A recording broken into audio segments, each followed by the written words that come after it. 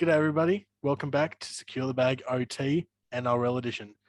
So joining me today, as with our last NRL podcast, we've got Locky in the top left there, we've got Luke in the bottom right, and joining me on today's episode is Matt, our regular co-host in the bottom left. So on today's episode, we're going to be doing a bit of a game review of what could be one of the best games of the season. We're going to talk about the Titans and their first final series since 2008. Were they robbed? Were they not? Let's talk about it. And what about Manly? Let's have a look at Manly. Can they go all the way? Can they finally trump Storm and the Panthers? And to tie it off, we'll talk about Cleary and Bennett, the feud that rugby league needed desperately. So, without further ado, let's get into the game topics. Who wants to kick off? Yeah, sure. I'll kick off.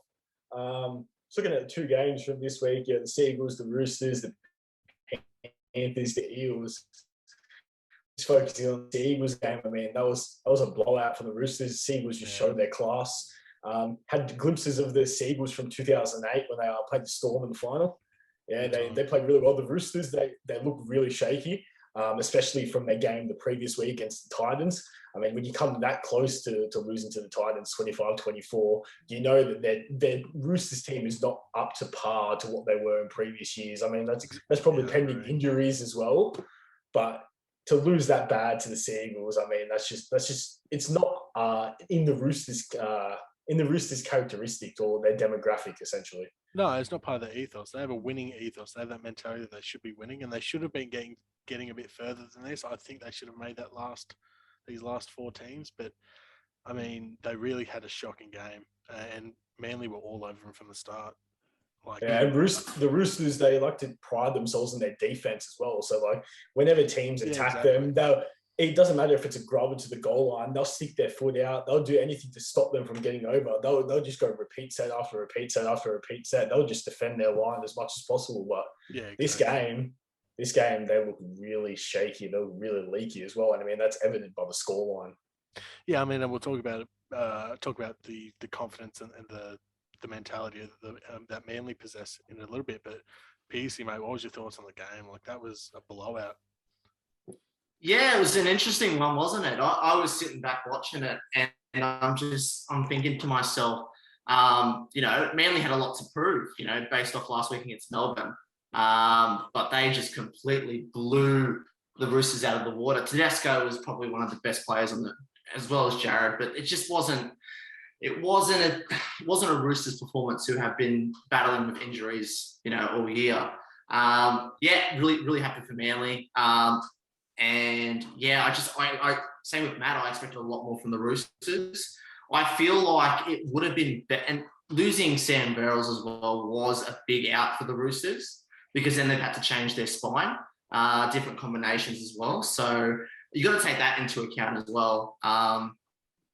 And yeah, well, I think that moving forward, they're gonna be a much better team. You got to remember that they've had half their salary cap injured. You had retired Boyd Courtner, Jake Friend, a lot of their experience too. So to be able to get to where they are now is an achievement in itself.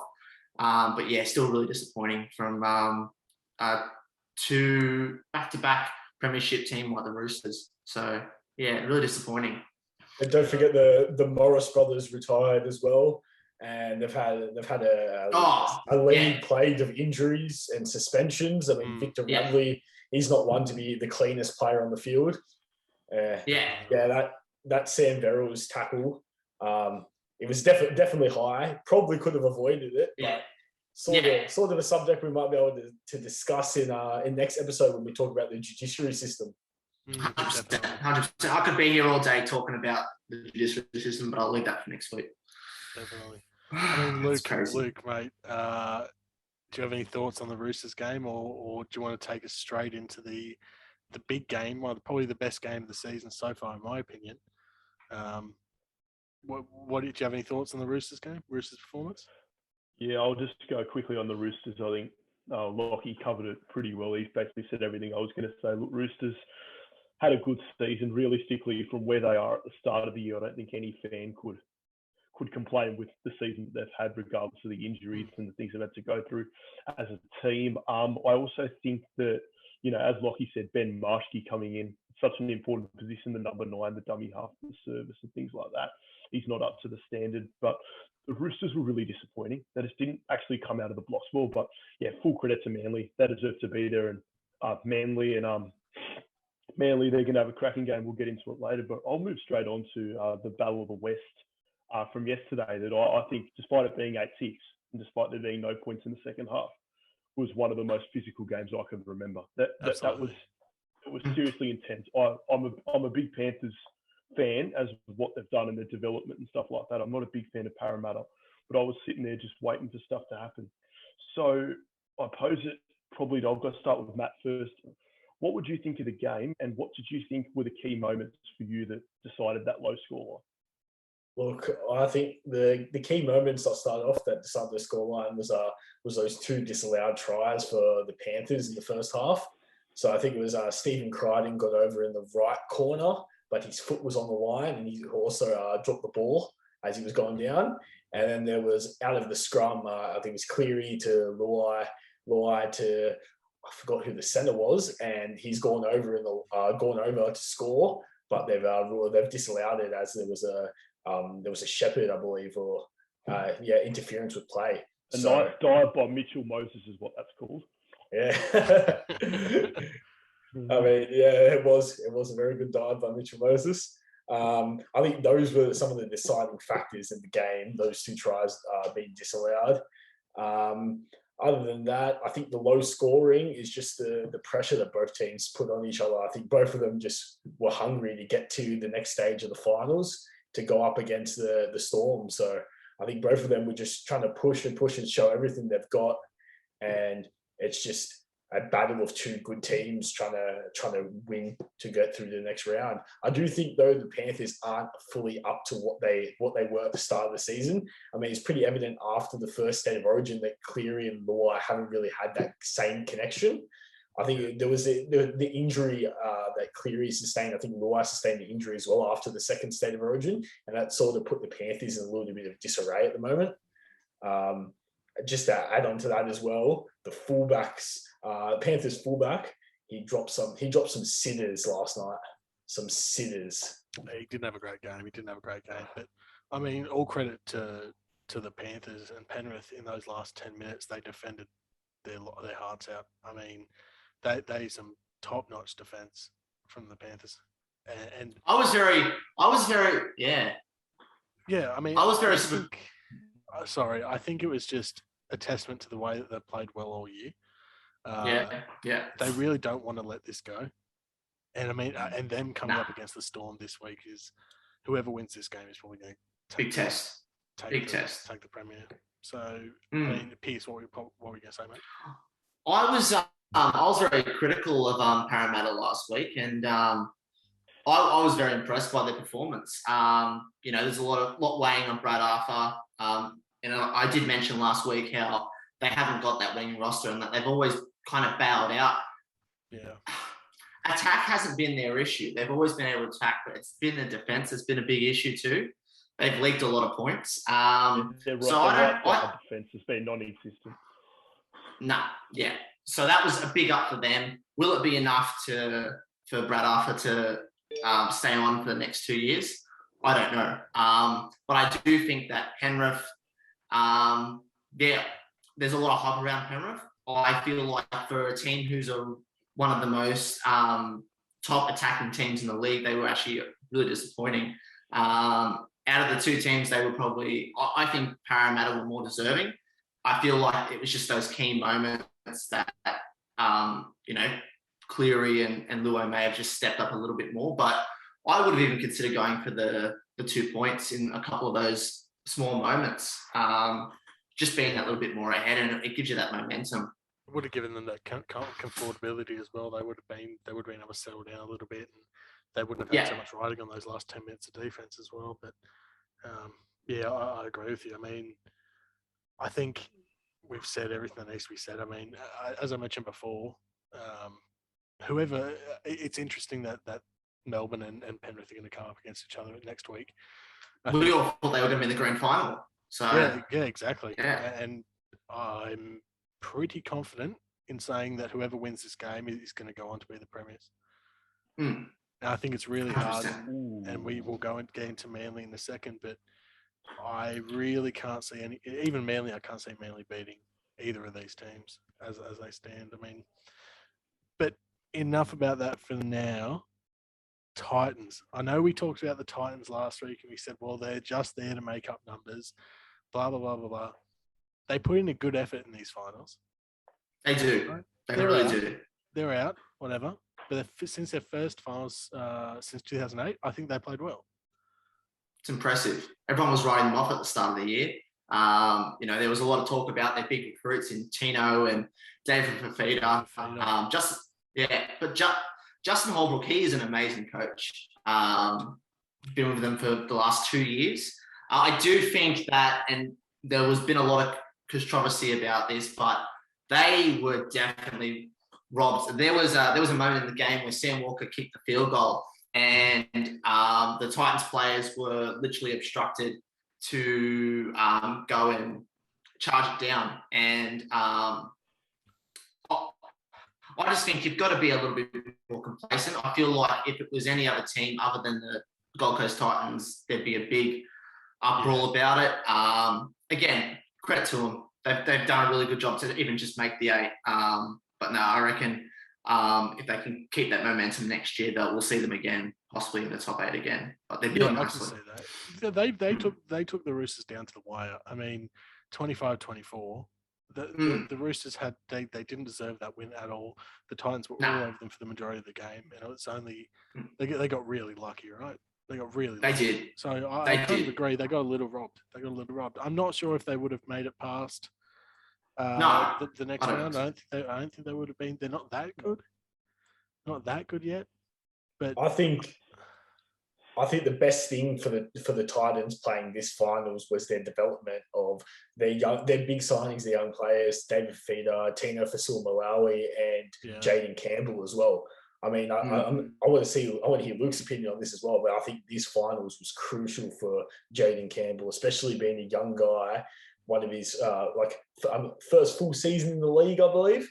And he's into the finals. I mean, that's big confidence for that guy. So, Luke, can you give us your opinion on that? Yeah, sure. So, all good points you three have made, and it's just good because I think it was covered pretty well. But the thing is with the Titans, I think that the Titans showed a lot of determination there that they hadn't really shown for the last few years. I mean, there were times that the Roosters got a try in front, but Titans always came back. They never gave up and they stayed in the fight, which I think are the qualities that you're looking for when you're trying to become the bottom and the mid-table teams into the 8. So like I said, the development of their young players will continue to go. They'll continue to develop, as Matt said, which will only make them better. With the hard thing for them is Campbell and Brimson, maybe moving Brimson into the halves to try and fit both of them in. See, I don't like that move. I think you got to leave Brimson where he is. They look again both two still very dynamic, but I feel like moving Brimson into the halves. He's one of those players that plays off instinct, very much like a Reece Walsh or a Sam Walker. He just makes things out of nothing. So I do feel like even if you had Jaden Campbell on as a 14, but I do feel like Brimson is the number 1 going forward. I don't think you should. I agree with you. I think his best position is fullback. I don't think that can be disputed. I mean, I know they need somebody strong in the halves, but I think they should recruit for the halves. I think they should keep Brimson where he is, because then that's just another problem that they've got to solve. I think the less problems that Titans have next year, the more of a chance they've got at they got to make that top 8 again. That's right, 100%. But I mean, credit where credit's due. I mean, they've done really well to get this far, and they were robbed. In my opinion. I mean, Matt, do you think they were robbed, Matt? I believe so. Yeah. I mean, you see kick chases get obstructed quite a few times in games. I mean, I think it was Nathan Cleary come out and talk about it. I think it was about a week and a half ago, that kick chases, they do get obstructed, and players from the kickers team do try and stop them as a sort of protective method. But I mean, you look at that, that's a field goal attempt. They're blatantly being obstructed. That's different than kicking on the fifth tackle and kicking for a 40-20, kicking out of your half. That's to win the game. So there should have been, I guess, a more of a fine-tooth comb over those last couple seconds, because that's a decider between, you know, going out in the first round or going forward to play the Seagulls in the semi-final. Absolutely. I mean, and speaking of the Seagulls, I know, Luke, you know, you're a big fan of how they play, and you love Tommy Turbo. Do you reckon Tommy takes them all the way? I know we touched on it last week, but now seeing the results, I think we might need to talk about it a little bit more. They demolish the Roosters. Do they now go on? Do they go all the way? It's a tough one because they can. I think they can beat Souths, as we'll get into a bit more detail later, but I think they can beat Souths because that'll happen, I honestly believe, just because I think they have too much talent on the field. And the thing about Manly that helped them is they were able to rest Tommy in that last 15 on Friday.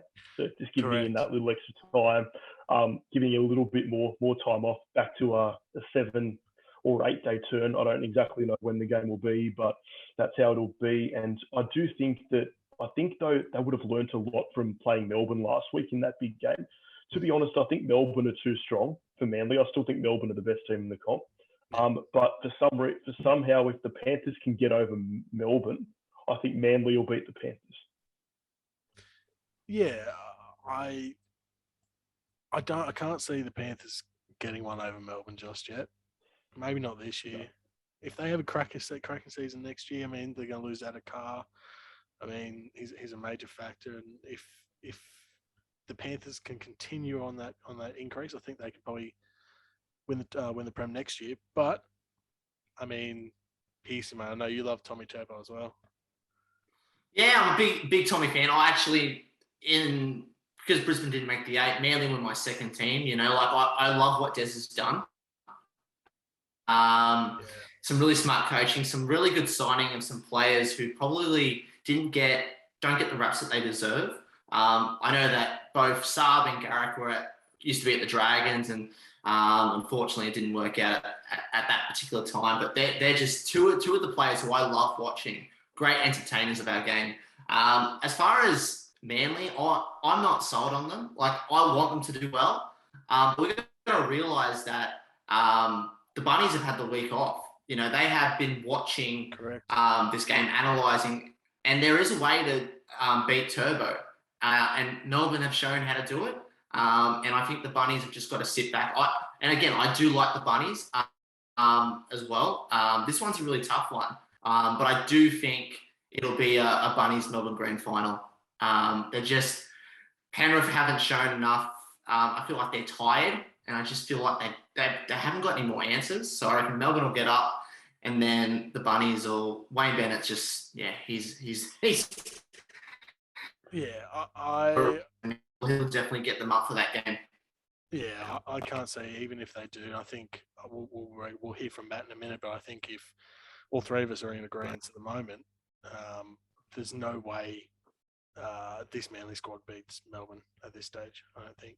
It'll be a good game, but I don't think they're going to have. Yeah. I mean, Matt, give us your thoughts quickly. I mean, you boys know always like a dark horse. I reckon Seagulls will make the final. I mean, their dominant performance against the Roosters, that's enough to show us they can take the Rabbitohs. I mean, the Rabbitohs, they just barely scrape by against the Panthers, and the Panthers right now they look a bit in shambles. I mean, that their connections, some of their teammate connections aren't there. Like I said before, Locky and Cleary, they've had Toll out last game as well. They just don't look like the Panthers they were at the start of the season when they were putting in dominant performances. So based on that, I think Seagulls will beat the Rabbitohs this week. They'll come up to Storm in the finals, and I think that'll be a cracking game to watch. If the Storm can shut down Tommy like they did in the first week of the finals, then Storm win it all day long with, they've got Harry Grant coming off the bench for Brandon Smith playing there. Yeah. So they've got hitters to come off the bench as well. But the Sea Eagles, if Tommy Turbo can find some way around how Storm tried to shut him down in the first week, I don't see how the Sea Eagles can't go all the way. Yeah, I agree. I think the depth that Melbourne have coming off the bench is pretty much unrivaled. A lot of their bench players start for most teams, and I guess that's a testament to Bellamy and a testament to the ethos of the Storm, and people want to be there and they know that they're going to win if they're there. But I mean, I think their depth might have Manly. That's a really good point. It's unfair. It's so unfair. The players that Melbourne have, honestly. Yeah, exactly. You should not be able to have two starting fullbacks for every team. Yeah. Two fullbacks that will start for every single team. One on your bench. You should not be able to have that. You should not have the quality of Brandon Smith or Harry Grant to choose over. That's unfair. It really is.